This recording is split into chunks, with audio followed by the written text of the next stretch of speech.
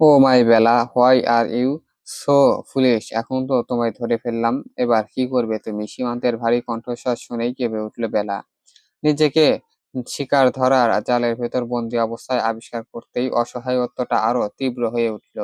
Hotel থেকে বেরিয়ে সে মূল রাস্তা না ধরে জঙ্গলের পথ বেছে নিয়েছিল। চারদিকে ঘন অন্ধকার, তার ওপর গভীর রাত, সব মিলিয়ে কখন যে পথ হারিয়ে ফেলেছিল নিজেও বুঝতে পারেনি। দিশেহারা হয়ে এদিক ওদিক ছুটেছিল সে। হঠাৎ অন্ধকারের ভেতরে কোন হিংস্র প্রাণীর গর্জন কানে আসতেই বুকের ভেতরটা কেঁপে উঠল। আতঙ্কে দিক বেদিক জ্ঞান শূন্য হয়ে উল্টো দিকে দৌড় দিল সে, আর সেই ভুলে দৌড়েই যেন তার জীবনের সবচেয়ে বড় ভুল হয়ে দাঁড়ালো। মুহূর্তের মধ্যেই কোনো অদৃশ্য ফাঁদে পা জড়িয়ে গেল, চোখের পলকে শিকার ধরার জাল পুরো শরীর পেঁচিয়ে তাকে মাটি থেকে তুলে গাছের ডালে ঝুলিয়ে দিল। জালের ধাক্কায় শরীর বারবার গাছের গুড়িতে আঘাত করতে থাকলো। কপাল আর হাত হতে তীব্র ব্যথা অনুভব করলো বেলা। কোথাও কোথাও চামড়া কেটে রক্ত বেরিয়ে এসেছে। সারাদিন না খেয়ে থাকার কারণে শরীর এমনিতেই দুর্বল ছিল, তাই ব্যথায় চিৎকারও করতে পারল না। হাত খোলা চোখে চারিপাশে তাকিয়ে ক্ষীণ কণ্ঠে সাহায্যের জন্য ডাকতে লাগলো, কিন্তু সেই অসহায় ডাক শোনার মতো কেউ ছিল না। কিছুক্ষণ পর হঠাৎ করেই তার দিকে একসঙ্গে প্রায় শতাধিক সার্চ লাইটের আলো পড়ল। মুহূর্তেই পুরো জঙ্গল অন্ধকার থেকে আলোকিত হয়ে উঠল, আর সেই আলোর কেন্দ্রবিন্দুতে শুধু বেলা। তীব্র সাদা আলোয় চোখ খুলে রাখা অসম্ভব হয়ে পড়ল, মাথাটাও যেন ফেটে যাওয়ার উপক্রম হলো। হঠাৎ করে মনস্টারের কণ্ঠ শুনতে পেল বেলা, প্রচন্ড ভয় পেল। I caught you Bela, why are you so childish? দেখো তো, তোমাকে খুঁজতে গিয়ে আমার কত ধকল গেল, কিন্তু এই যে তোমার জন্য এত কষ্ট করলাম, এর জন্য তো তোমাকে গিফট দিতে হয়।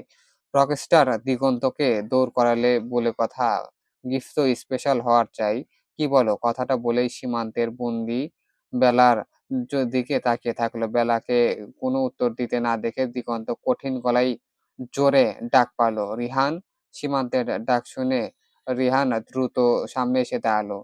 5 কেজি কাচের টুকরো আর জ্বলন্ত কয়লা রেডি করো। কথাটা শুনে রিহান বিস্ময়ে সীমান্তের দিকে তাকিয়ে রইল। এই গভীর জঙ্গলে এসব কোথা থেকে জোগাড় করবে সে? সীমান্ত চোখ সরু করে বলল, কি হলো, দাঁড়িয়ে আছো কেন? স্যার, আমরা তো রিসোর্ট থেকে অনেক দূরে, এসব এখন কোথায় পাবো? রিহানের কথা শেষ হতেই সীমান্তের কঠিন দৃষ্টি তার উপর গিয়ে পড়ল। সেই দৃষ্টিতে রিহান ঢোক গিলল, মাথা নাড়ালো। হয়ে যাবে স্যার, এক্ষুনি ব্যবস্থা করছি বলেই সেখান থেকে চলে গেল। এদিকে বেলা দুর্বল শরীর নিয়ে সীমান্তের কথার অর্থ বোঝার চেষ্টা করছিল, কিন্তু কিছুই বুঝে উঠতে পারছিল না।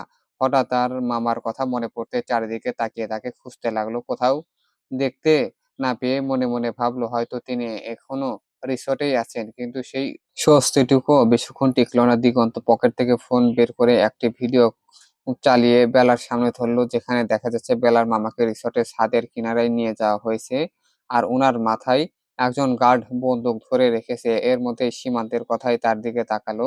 মামারা কোথায় পালিয়েছিলে, তাই না? এবার বলো তো সেই মামাকেই কিভাবে বাঁচাবে? মামার এরূপ অবস্থায় ভিডিওটা দেখেই বেলার বুক ধক করে উঠলো। সাথে সাথে বেলা বিশদ কণ্ঠে কোনো রকম উচ্চারণ করলো, আমার আমার মামা, উনার সঙ্গে কি করছেন আপনি? প্লিজ উনাকে কিছু করবেন না, এতে উনার কোনো দোষ নেই। বেলার আতঙ্কিত কণ্ঠ শুনে সীমান্ত ঠোঁট বাঁকিয়ে হাসলো।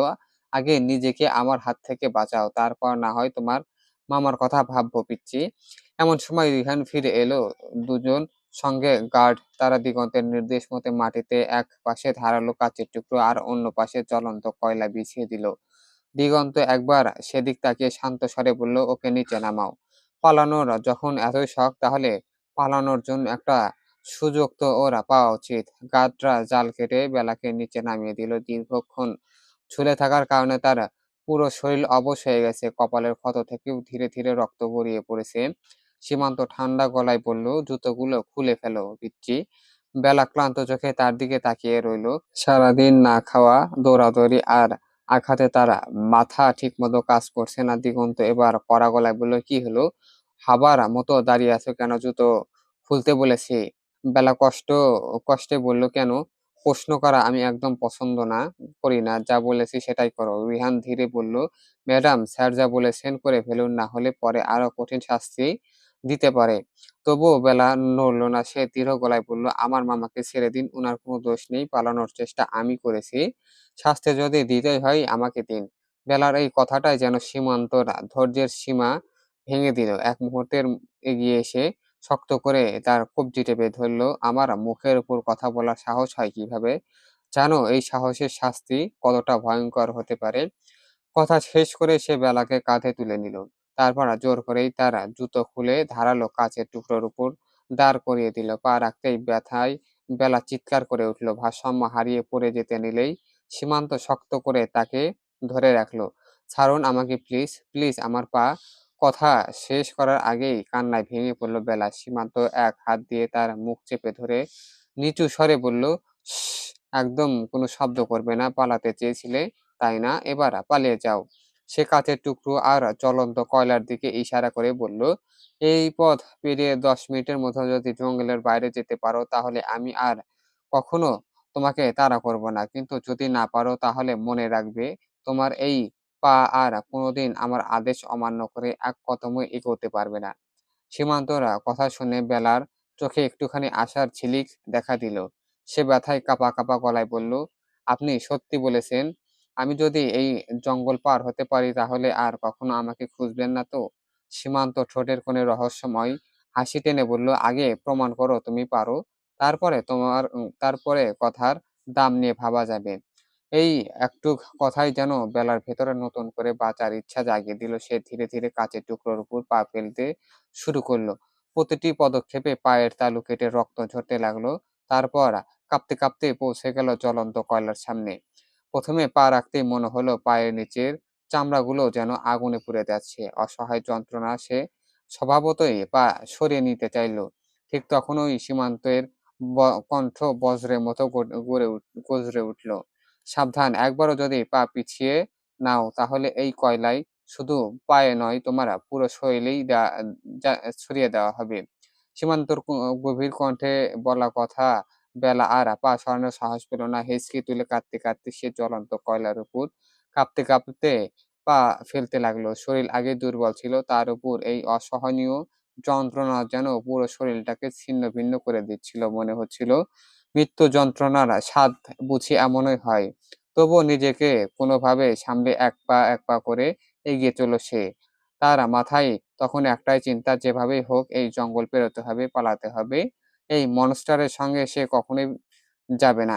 ঝাপসা চোখে পা বাড়াতে হঠাৎ ভারসাম্য হারিয়ে জ্বলন্ত কয়লার উপরেই এক হাঁটু গেড়ে বসে গেল বেলা। আহ! তীব্র যন্ত্রণা তার বুকটা আর্তচিৎকার চারিপাশ কাঁপিয়ে দিল। চোখের অশ্রু যেন আর কোনো বাঁধই মানছিল না। তবুও নিজের দুর্বল শরীরকে জোর করে তুলে আবার উঠে দাঁড়ালো সে। দাঁত চেপে অসহায় যন্ত্রণা সহায় করেই শেষ সীমানা পর্যন্ত হাঁটতে থাকলো। জ্বলন্ত কয়লার পথ পার হতেই তার পুরো শরীর অবশ হয়ে এলো। পায়ে আর শক্তি নেই। মাথার ভেতর অসহায় যন্ত্রণা যেন সমস্ত শরীরকে নিস্তেজ করে দিচ্ছে। তবু আর্তনাদ করতে করতেই কয়েক কদম এগোনোর চেষ্টা করলো। রিহান সবকিছু নীরবে দেখছিল। বেলার এমন অসহায় অবস্থা দেখে তার বুকটা মোচড় দিয়ে উঠল। হঠাৎ করেই স্যার মেয়েটার উপর এত নির্মম অত্যাচার করছেন কেন? শুধুই কি চরের প্রতিশোধ, নাকি এর আড়ালে আরো গভীর কোনো কারণ লুকিয়ে আছে? যাই হোক না কেন, এভাবে একটি মেয়েকে কষ্ট দেওয়াটা তার কাছে ঠিক মনে হলো না। কিন্তু দিগন্তের সিদ্ধান্তের বিরুদ্ধে একটা কথাও বলার সাহস তার নেই। এদিকে বেলার আর নিজেকে সামলে রাখতে পারল না। শরীর সামনে ঢলে পড়তে সীমান্ত দ্রুতই এগিয়ে এসে তার কোমর জড়িয়ে ধরল। এক হাতেই তাকে নিজের বাহুতে তুলে নিল সে। সম্পূর্ণ জ্ঞান হারানোর আগ মুহূর্তে বেলা কাঁপা কণ্ঠে বিড়বিড় করে বলল, "আমাকে পালাতে হবে। ওই মনস্টারের হাত থেকে পালাতেই হবে। আমি পালাবো।" শেষ শব্দটুকু আর উচ্চারণ করতে পারল না। জ্ঞান হারিয়ে তার মাথাটা নিস্তেজ হয়ে সীমান্তের বুকে হেলে পড়ল। সীমান্ত ধীরে ধীরে তাকে কোলে তুলে নিল। এরপর অচেতন বেলার মুখের দিকে স্থির দৃষ্টিতে তাকিয়ে ঠোঁটের কোণে এক রহস্যময় কুটিল হাসি ফুটিয়ে বলল, "তোকে একটা সুযোগ দিয়েছিলাম, কিন্তু সেই সুযোগটাও কাজে লাগাতে পারলে না। কি দুর্ভাগ্য তোর, পিচ্চি! আজ থেকে তুই শুধু দিগন্তের রাজত্বে বন্দী থাকবি। পালানোর জন্য যে পা আজ বিদ্রোহ করেছিল সেই পায়েই পড়বে আমার রাজত্বের অদৃশ্য শিকল। যতদিন বাঁচবি ততদিন এই সীমান্তের অগ্নিশিখা থেকে মুক্তি পাবি না।" কথাগুলো বলেই সীমান্ত রিহানের দিকে তাকিয়ে কঠোর কণ্ঠে আদেশ দিল, প্রাইভেট জেট প্রস্তুত করো। ৮ ঘন্টার মধ্যে আমরা থাইল্যান্ডের উদ্দেশ্যে রওনা দেব। চলবে।